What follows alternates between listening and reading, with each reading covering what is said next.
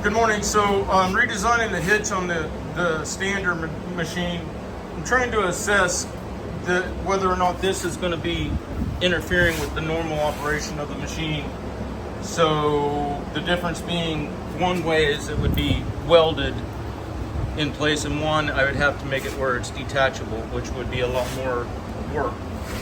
So I kind of loosely clamped it in place there, and I stood upon it, and I don't understand why it couldn't just be fixed, because I don't really have time to go through making the side brackets to make it bolt on two different planes, you see. So where it used to be is down on the foot pan, and then a couple things happened. See, the holes were lined up basically where your normal spring setup was.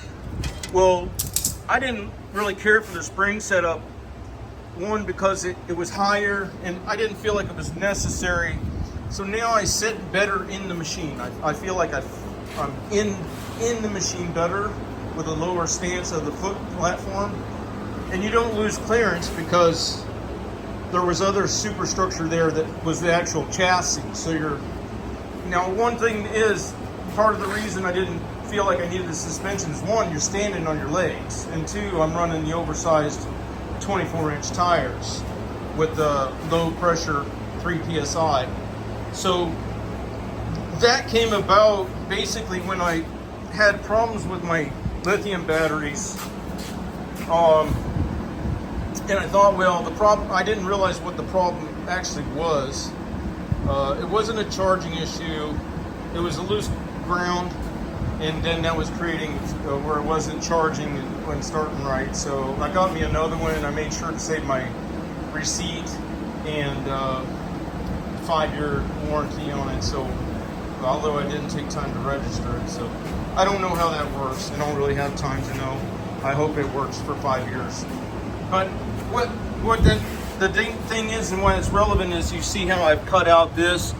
I put in a lead acid battery there, thinking, one, that I want the weight at the back of the machine for better traction and for better turning on a lawn where it's not as front heavy. By adding weight to the back, it's not as front heavy, but because when I go down a hill on these forward, on the standards especially, and try to slow down or stop, it seems like they just want to slide, because you're putting the brakes on, in essence, at the back tires, and the weight transfer has too much weight towards the front. So I thought, but what I didn't notice when I did it, and I had a nice little setup where the lead acid battery fit in there, and as a mistake, what I didn't realize is when the deck position was in a certain place, the hydro pulleys on the pumps were actually rubbing on the top of the battery. So, and I thought I was slick because I had it kind of nestled in there where I notched it a little bit to make it real far forward, and then you could just zip this bolt out, the whole plate comes off and the battery comes out. It was slick, I guess, but geometrically it's not feasible because of the articulation of the motor plate. So anyway, that went away, and the hitch, as it was designed before, had to have a huge riser, okay, for my concrete mixer to skip my 16-foot trailer around in the little trailers, for the little wagon, for the spring support for heavier implements like the blade, the grater blade, as you see over here, which I'm not using the spring support anymore. That's what that center hole was for that. So in regards to spring support, it probably isn't relevant having a fixed higher point until and unless I get time to build the spike aerator. The structure of it may be heavy enough to justify some offset of the weight of it by a spring going to a higher thing. But if I locate this receiver up here now, then I won't have to have such a rise on the hitch. But one thing I do need to test out is be sure I'm not coming backwards more, because I have a trailer that was set up just for this machine where the gate closed and it held this plus all the other things I mentioned before that hook on the back of this in place, right? I don't want it to go longer. If it goes shorter, that I'll have to deal with it and strap it forward, which probably isn't a bad idea anyway. But this does appear to be a construct where it definitely will be shorter, so I don't think I have any problems there, because you can see where it originally bolted in. That puts your ball clear out here versus, which if you're looking straight down, versus by the time this is trimmed up and welded, it goes in.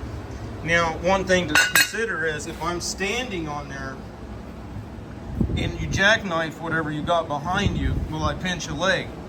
And as I'm looking at it and assessing it, I'm thinking, no, it won't, because the tongue of whatever I'm moving will strike these sides before my legs are in danger. So that's actually going to be better. It's going to tuck my my hitch receiver up in tighter to the machine. And if it comes to an issue, then I may have to, and I've done this before, build my own receiver, just grabbing some square stock and then make a flat plate for the ball to go to. All right, let me see if I can get something welded up here. Hang on. Got it welded, or I got it cut up the way I want it. Getting several different planes to weld to, and most of them, you know, either going down to up or horizontally, because I don't have the welding equipment to do upside down. So that's why I left the tab on there. Sorry about the camera work. And that's why I get that extra ledge back there. And I went ahead and adjusted my cut height to make sure that I wasn't going to hit anything on the motor plate again. So I'll throw on some